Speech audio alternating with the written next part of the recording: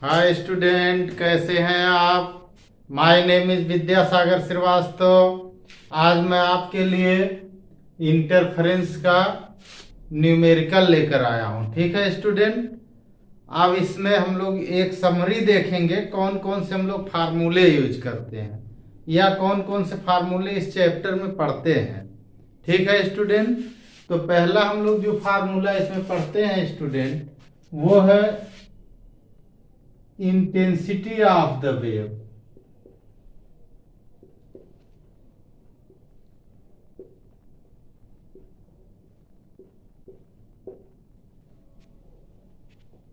यानी तरंग की तीव्रता।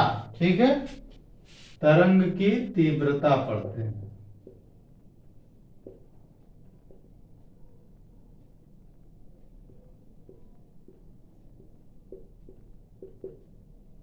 ठीक है स्टूडेंट, और तरंग की तीव्रता का जो हम लोग यहाँ से फार्मूला पढ़ते हैं वो रिलेटेड टू एम्पलीट्यूड होता है।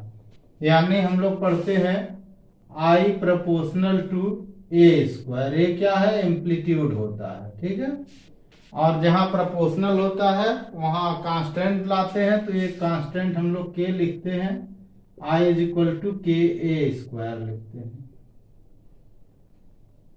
ठीक है स्टूडेंट, और तीव्रता का यूनिट वगैरह आपको हमने पीछे बताया है, वाट पर मीटर स्क्वायर होता है।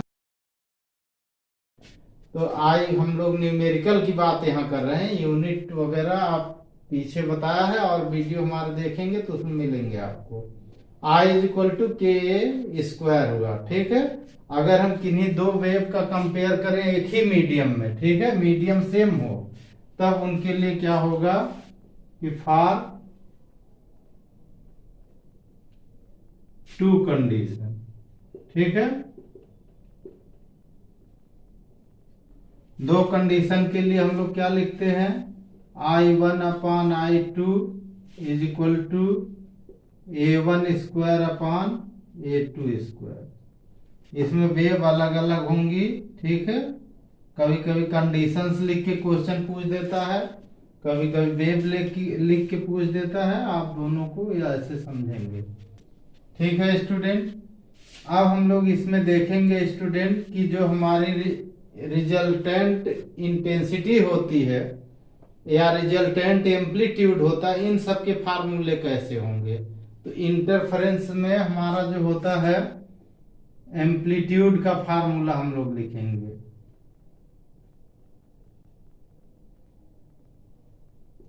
Amplitude of resultant wave.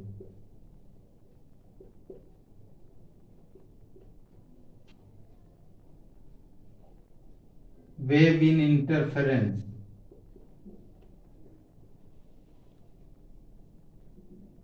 ठीक है, amplitude of resultant wave in interference, यानी व्यतिकरण में परिणामी आयाम क्या होता है। ठीक है, तो उस परिणामी आयाम का हम लोग फार्मूला जो लिखते हैं स्टूडेंट, वो लिखते हैं R is equal to under root का लिखते हैं A1 स्क्वायर लिखते हैं, A2 स्क्वायर लिखते हैं, प्लस 2A1 A2 लिखते हैं, cos फाई लिखते हैं।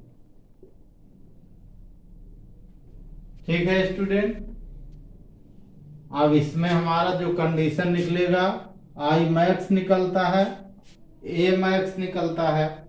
तो इससे हम लोग देखिए स्टूडेंट, पहले ए मैक्स निकालें, यानी हमारा आर मैक्स एम्पलीट्यूड। तो आर मैक्स का हमारा फार्मूला इससे बनता है स्टूडेंट A1 प्लस A2 बनता है। ठीक है, और आर मिनिमम का जो फार्मूला बनता है, ठीक है, R minimum is equal to A1 minus A2 बनता है। जो दोनों में जो बड़ा होगा वो हम लोग ले लेंगे। तो एम्पलीट्यूड मैक्सिमम और मिनिमम फार्मूला अगर हम यहाँ बनाए तो आर मैक्स अपॉन आर मिन। ठीक है, रिजल्टेंट एम्पलीट्यूड अगर मिनिमम है मैक्सिमम है तो उनके हिसाब से ऐसा रेशियो बनेगा, A1 प्लस A2 आएगा अपॉन A1 माइनस A2 आएगा। ठीक है स्टूडेंट, अब देखो स्टूडेंट, अगर हम यहाँ से इंटेंसिटी मैक्सिमम का फार्मूला लगाएं तो आई इज इक्वल टू के स्क्वायर है, तो यहाँ से हम ऐसा फार्मूला बना सकते हैं, आई स्क्वायर करके इनका निकाल सकते हैं। तो आई मैक्स अपॉन आई मिन, यानी मैक्सिमम और मिनिमम इंटेंसिटी का रेशियो। ठीक है, तो आई तो एम्पलीट्यूड के डायरेक्टली प्रोपोर्शनल है, के कैंसिल हो जाएगा, तो ऊपर ये क्या हो गया, आर मैक्स का स्क्वायर हो गया, R max square upon R min square हो गया। ठीक है, यानी ये इसकी अगर हम वैल्यू यहाँ पुट कर दें स्टूडेंट, तो आ जाएगा आई मैक्स अपॉन आई मिन, यानी मैक्सिमम और मिनिमम इंटेंसिटी का रेशियो, अधिकतम और न्यूनतम तीव्रताओं का अनुपात। तो इसकी वैल्यू ऊपर से रख दो, तो A1 प्लस A2 का होल स्क्वायर आ जाएगा अपॉन A1 माइनस A2 का होल स्क्वायर आ जाएगा। ठीक है स्टूडेंट, अब देखो स्टूडेंट, हम लोग देखेंगे फार्मूला पथांतर और कलांतर के बीच। ठीक है, तो इसको जो कलांतर है यानी फेज डिफरेंस है, फेज डिफरेंस को हम लोग फाई लिखते हैं। ठीक है, फाई का फार्मूला होता है 2 pi upon lambda into x होता है। ठीक है, एक्स क्या है, पाथ डिफरेंस है, पाथ डिफरेंस को हम लोग एक्स लिखते हैं और फेज डिफरेंस को फाई लिखते हैं।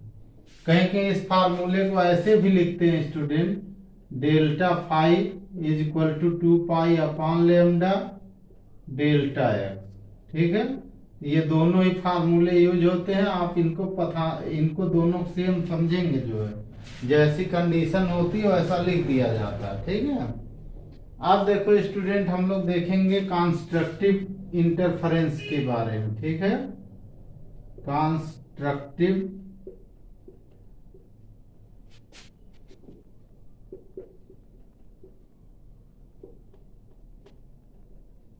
इंटरफेरेंस।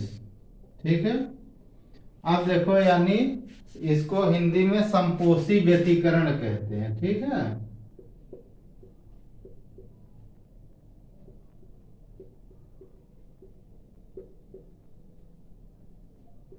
ठीक है, अब इनके लिए देखो स्टूडेंट, इनका जो पहला फार्मूला हम लोग लेते हैं वो है हम लोगों का पाथ डिफरेंस का। ठीक है, तो कंस्ट्रक्टिव के लिए पहला फार्मूला पाथ डिफरेंस का होता है।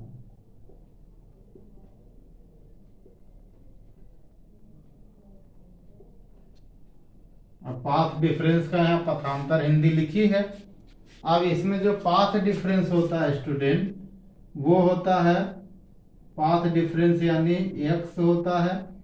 ठीक है, और x की जो वैल्यू हम लोग लेते हैं, 0 लेते हैं, लैम्डा लेते हैं, 2 लैम्डा, 3 लैम्डा, और ऐसे होता है। ठीक है, यानी इसको हम लोग लिखते हैं m लैम्डा।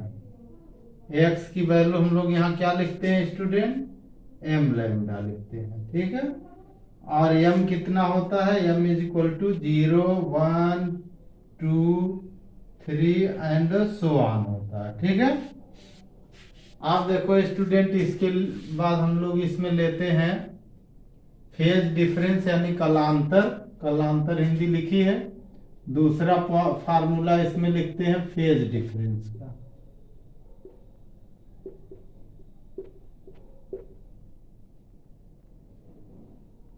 ठीक है, यानी कलांतर का फार्मूला हम लोग लिखते हैं फाई, और फाई इज इक्वल टू 0।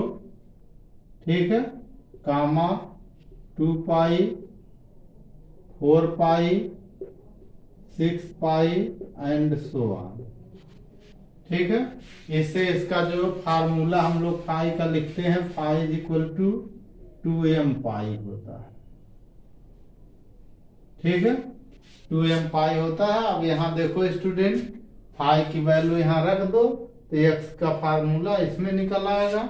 यहाँ लेमडा यहाँ रख दो ना, देखो x की जगह लेमडा रख दो तो देखो 2 पाई निकल के आ रहा है। ठीक है, तो ये हो गया हमारा phi is equal to 2m pi. m क्या है, m यहाँ लिखा है वही यहाँ भी रहेगा। m is equal to 0 1 2 3 and 4 so on. ठीक है, अच्छा अब इस कंडीशन में इंटेंसिटी मैक्सिमम हो जाती है, यानी कंस्ट्रक्टिव इंटरफेरेंस वहां बनेगा जहां पे इंटेंसिटी मैक्सिमम होगी, तीव्रता अधिकतम होगी। तो अधिकतम तीव्रता के लिए इसमें हम लोग पहले आयाम का फार्मूला देखें तो R हमारा जो होता है R मैक्स होता है इसमें, और उसका फार्मूला होता है A1 प्लस A2 होता है, यानी दोनों एम्पलीट्यूड का प्लस हो जाता है। ठीक है, ये इसका तीसरा फार्मूला होगा एम्पलीट्यूड का, रिजल्टेंट एम्पलीट्यूड लिखते हैं इसको, रिजल्टेंट एम्पलीट्यूड यानी परिणामी आयाम लिखते हैं। ठीक है, और परिणामी आयाम का फार्मूला क्या होता है, जहां पे समकोशी व्यतिकरण होगा यानी कंस्ट्रक्टिव इंटरफेरेंस होगा, R max is equal to A1 plus A2 होगा। ठीक है, चौथा इसमें हम लोग देखेंगे कि जहां पर स्टूडेंट ये समकोशी व्यतिकरण होगा वहां पर इंटेंसिटी भी मैक्सिमम होती है, यानी सेम फेज में होती है वेव और सेम फेज में होती है तो आई भी मैक्सिमम होता है। और आई मैक्सिमम का फार्मूला एम्पलीट्यूड का के आर मैक्स का स्क्वायर,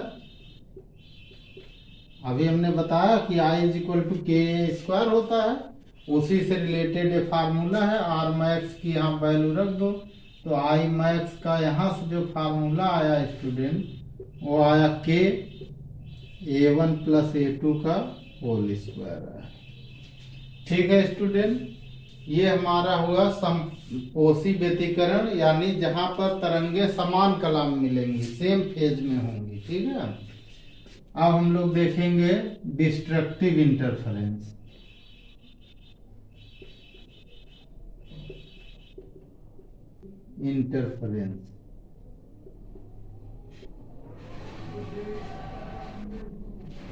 ठीक है, डिस्ट्रक्टिव इंटरफेरेंस का मतलब हुआ विनाशी व्यतिकरण इसको कहते हैं। ठीक है स्टूडेंट, अब यहां से हम लोग नया फार्मूला बनाएंगे, विनाशी व्यतिकरण।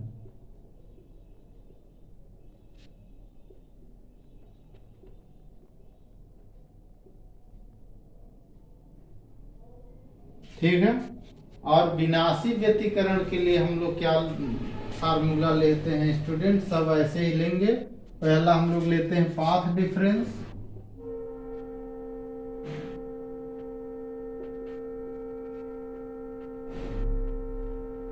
और हमारा जो पाथ डिफरेंस होता है इसको हम लोग x लिखते हैं, यानी हिंदी लिखी है पथांतर, x इज इक्वल टू। ठीक है, और यहाँ पे आता है पथांतर हमारा लेमडा बाई 2। ठीक है, 3 lambda by 2, 5 lambda by 2, 7 lambda by 2 and so on आता है। ठीक है स्टूडेंट, अब देखो स्टूडेंट, अगर हम इसको फार्मूले में रखें तो पथांतर का जो हम लोग यहाँ फार्मूला लिखते हैं x is equal to AM minus 1/2 lambda लिखते हैं। ठीक है, x minus x is equal to m minus 1/2 lambda. ठीक है, अब हम लोग दूसरा पॉइंट इसमें देखेंगे, फेज डिफरेंस। ठीक है,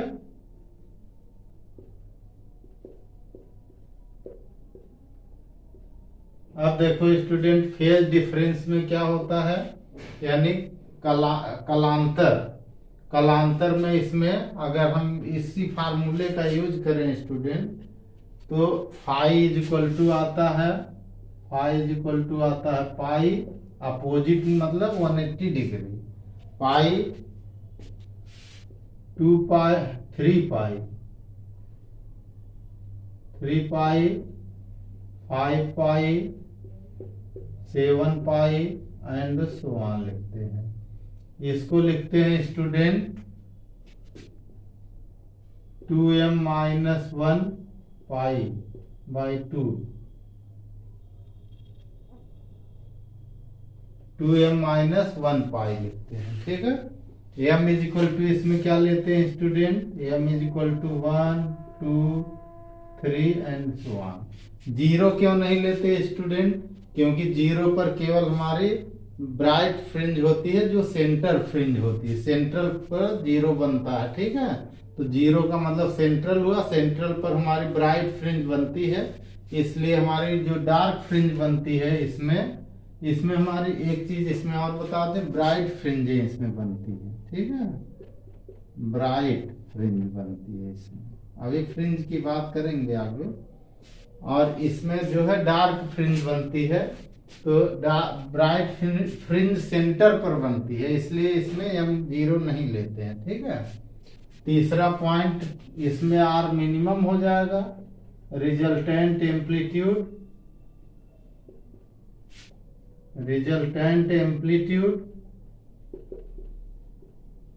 ठीक है, तो जो रिजल्टेंट एम्पलीट्यूड आप निकालते हैं स्टूडेंट, वो एम्पलीट्यूड क्या होता है हमारा, आर मिनिमम होता है। ठीक है, अपोजिट है ना वेव, तो आर मिनिमम होता है, तो वो आता है यहाँ से, इसी फार्मूले से पहले निकालने पर a1 माइनस का a2 लिखते हैं।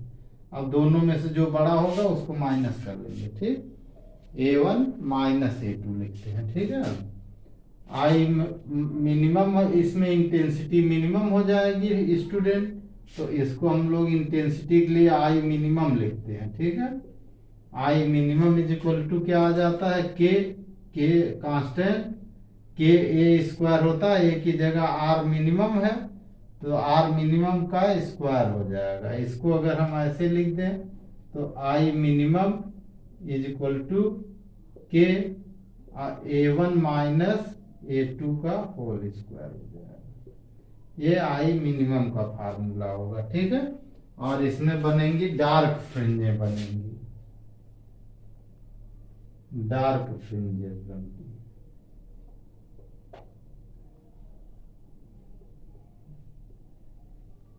ठीक है, इसमें डार्क फ्रिंजेस बनती हैं, इसमें ब्राइट फ्रिंजेस बनती हैं, वो हमने आपको बताया। ठीक है, अब देखो स्टूडेंट, हम लोग जो रिजल्टेंट इंटेंसिटी होती है, ठीक है, उसका भी एक फार्मूला हम लोग पढ़ते हैं, वो पढ़ते हैं I is equal to I1 plus I2, यानी ये हो गया हमारा रिजल्टेंट इंटेंसिटी।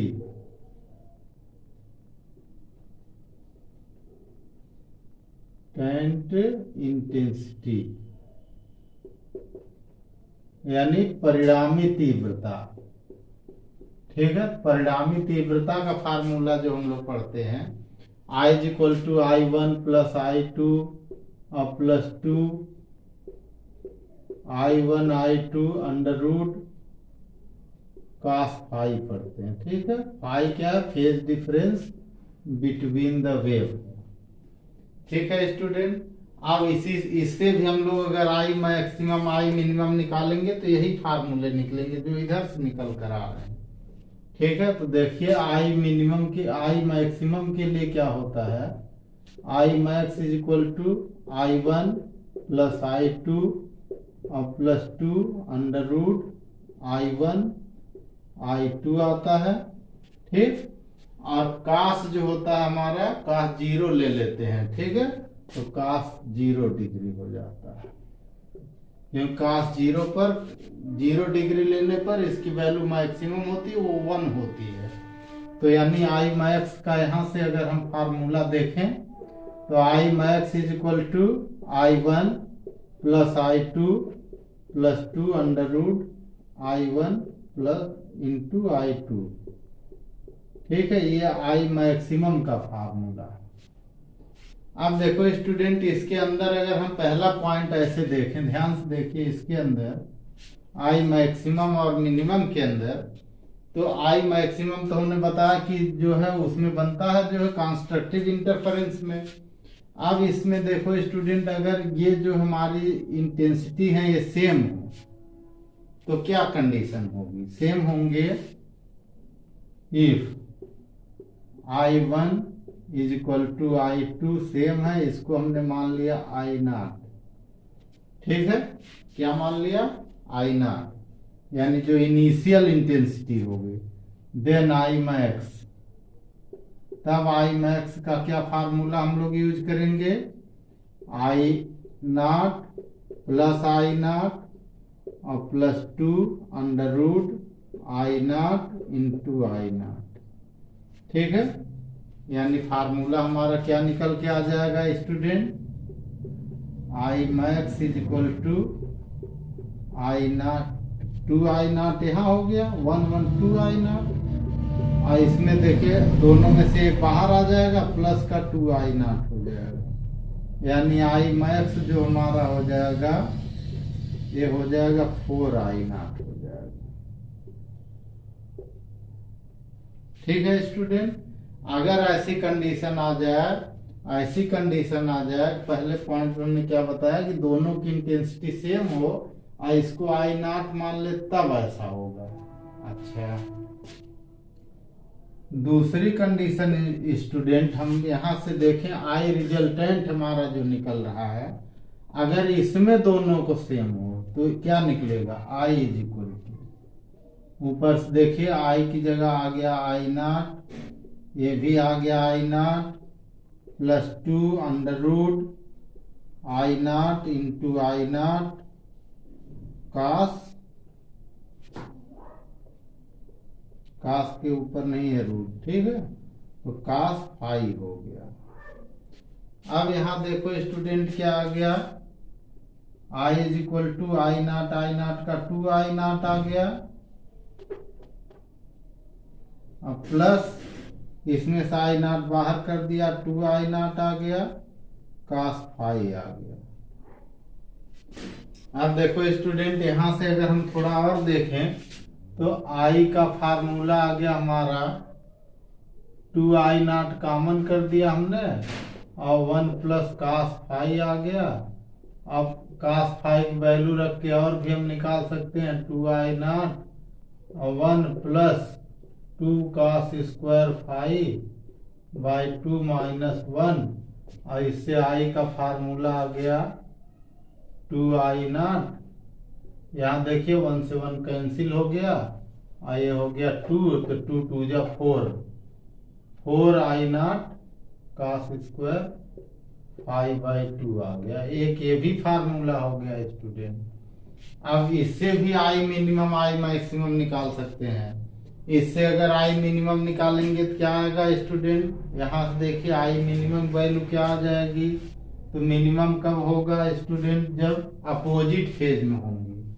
अपोजिट फेज में होंगी तो यहाँ से I मिनिमम वैल्यू क्या निकलेगी? I मिनिमम की यहाँ से वैल्यू क्या निकलेगी? देखिए I मिनिमम के लिए अपोजिट फेज होगा, अपोजिट में इसको 180 डिग्री रखें तो 180 से 2 डिवाइड हो गया, 90 डिग्री हो गया। cos 90 की वैल्यू 0 होती है। ठीक है, तो अपोजिट फेज में I minimum is equal to 4I0 cos square pi की जगह पाई बाई 2 रख दी है हमने, और पाई बाई 2 90 होता है, कास 90 की वैल्यू 0 होती है, तो ये पूरा 0 होती है। ठीक है, यानी अगर दोनों वेव सेम है तो मिनिमम इंटेंसिटी 0 होगी, यानी जहां पर इंटेंसिटी 0 हो जाएगी वहां पे डार्क फ्रिंज हमारी बनेगी। ठीक है स्टूडेंट, अब देखो स्टूडेंट अगला फार्मूला हम लोग देखेंगे फ्रिंज विड्थ।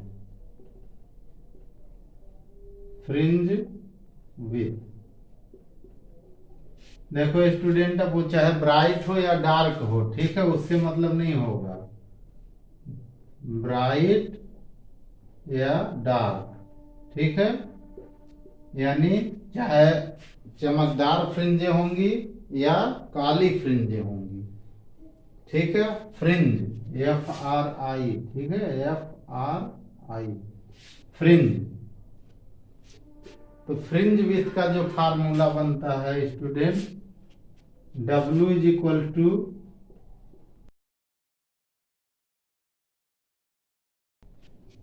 अब ये दोनों में चाहे डार्क हो ब्राइट हो सेम विथ की होंगी फ्रिंजें। W is equal to D lambda upon D होता है। डी क्या है? Distance between slit and screen capital D है।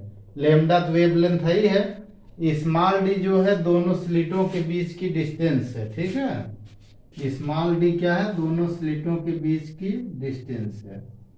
एंगुलर विथ का एक और फार्मूला हम लोग पढ़ते हैं, एंगुलर विथ। ठीक है, एंगुलर विथ को हम लोग लिखते हैं थीटा, और ये होता है W बाई डी। ठीक है, और यहां से अगर इसको हम हटा दें तो ये फार्मूला आ जाएगा लैम्डा बाई डी आ जाता है। हाँ देखो स्टूडेंट, दीप्त फ्रिंजों के लिए इनके पोजीशन का पहला फार्मूला हम लोग पढ़ते हैं। पोजीशन यानी स्थिति।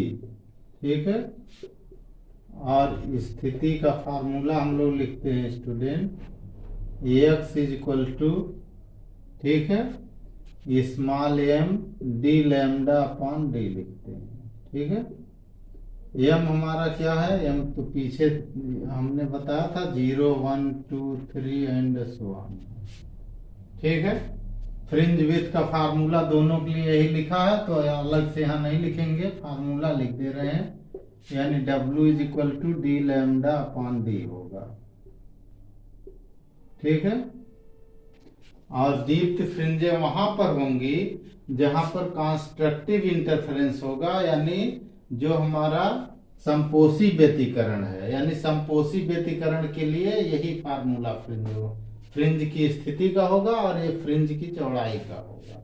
वो यहाँ हमने डार्क फ्रिंजों के लिए लिखा हुआ है, ब्राइट फ्रिंज के लिए। ये तो दोनों के लिए सेम है। अब अगला हम लोग देखें स्टूडेंट, जो हमारी डार्क फ्रिंज हैं, फॉर डार्क फ्रिंज।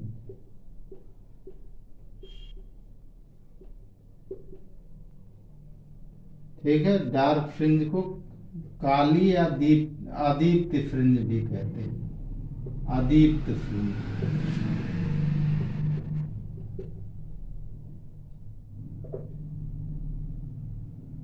ठीक है, अदीप्त फ्रिंजें, फ्रिंजों की स्थिति अदीप्त फ्रिंजों के लिए। ठीक, के लिए अदीप्त फ्रिंजों के लिए पहले पोजीशन का इनका फार्मूला यानी स्थिति का, पोजीशन का फार्मूला यानी स्थिति का फार्मूला क्या होगा student?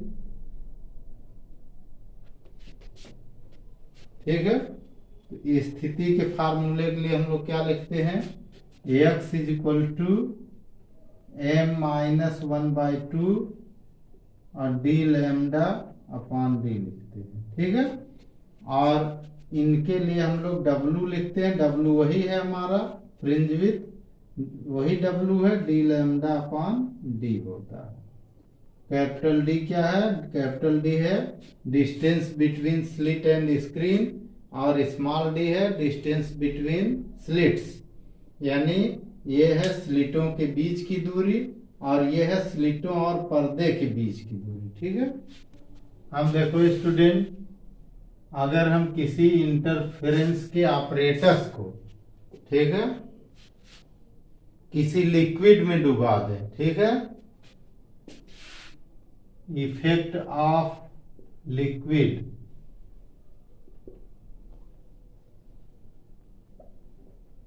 Effect of liquid on fringe width.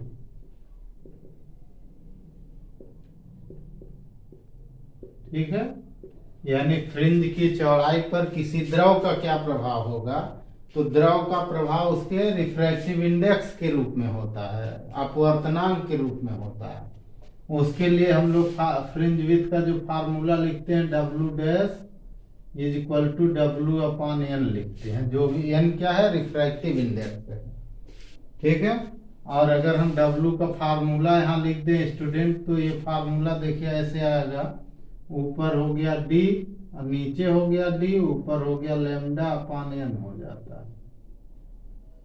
ठीक है, अब यहाँ अगर हम लैम्डा अपॉन एन को क्या करें, चेंज इन वेवलेंथ का फार्मूला हो गया एक तरह से, तो डी अपॉन डी यानी लैम्डा डैश हो जाता है। लिक्विड में जो वेवलेंथ होगी उस वेवलेंथ का फार्मूले में यूज होगा डब्ल्यू डैश के लिए। ये फार्मूला है, हमने डब्ल्यू की वैल्यू रखी है डी लैम्डा अपॉन डी, ठीक है। ये डब्ल्यू डैश का फार्मूला हो गया।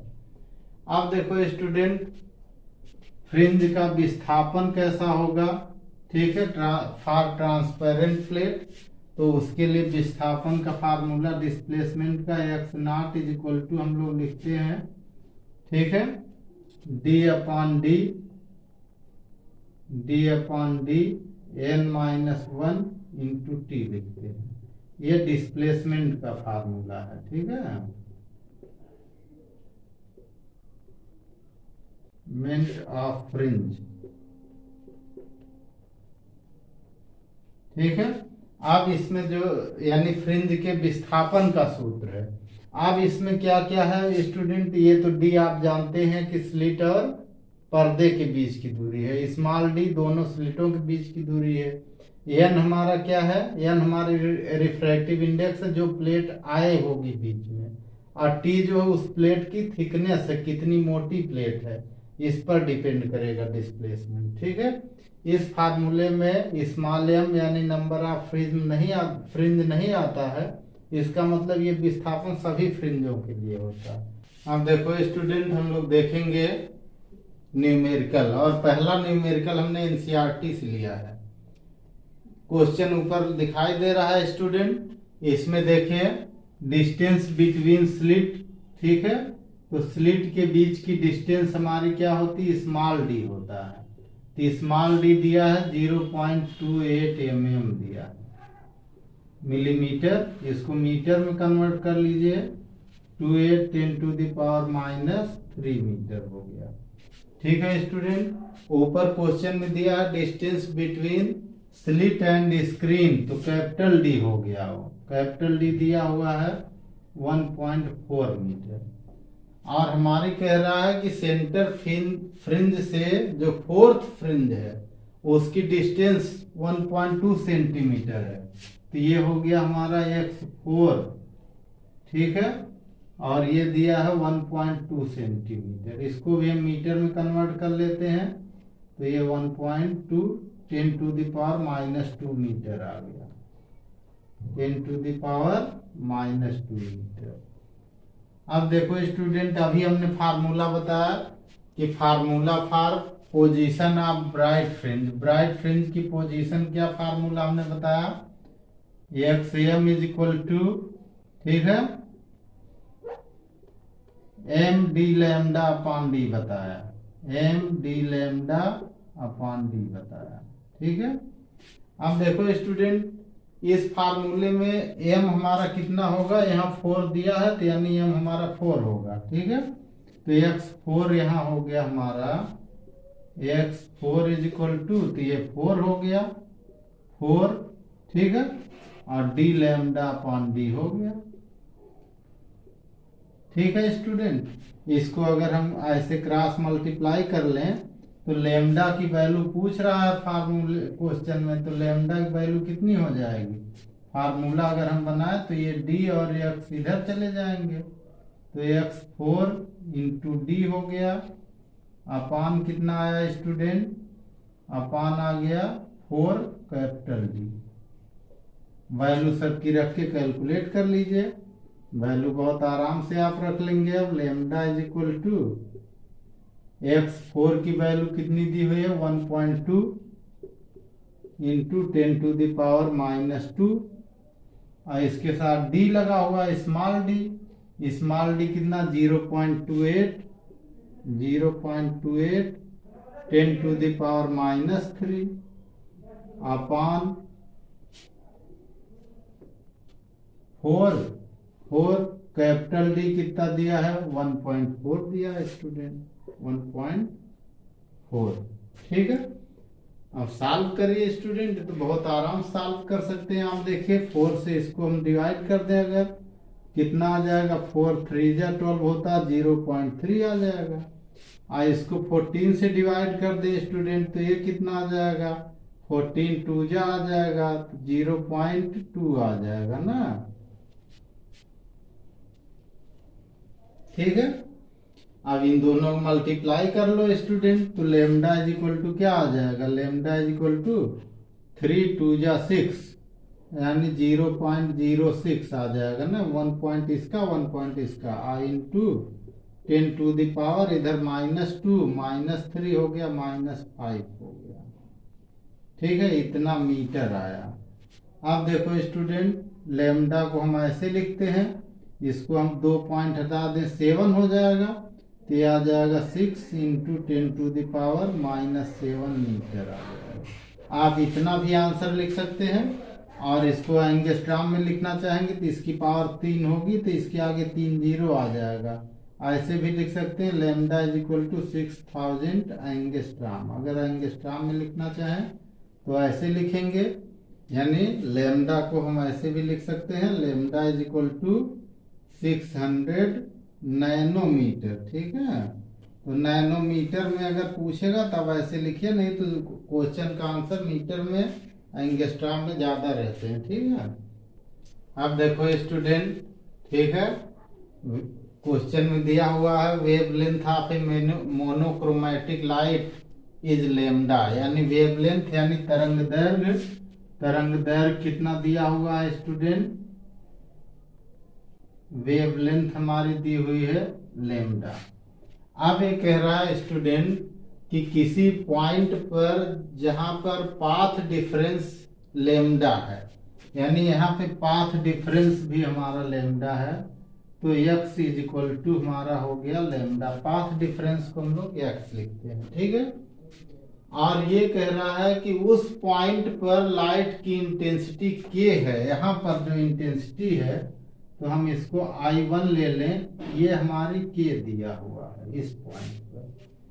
देखो स्टूडेंट, अभी हमने आपको बताया, ध्यान से सुनिएगा, हमने अब पीछे आपको बताया कि जहां पर path difference 0 lambda 2 lambda 3 lambda होता है वहां पर इंटेंसिटी मैक्सिमम होती है, यानी कि हमारी मैक्सिमम इंटेंसिटी होगी।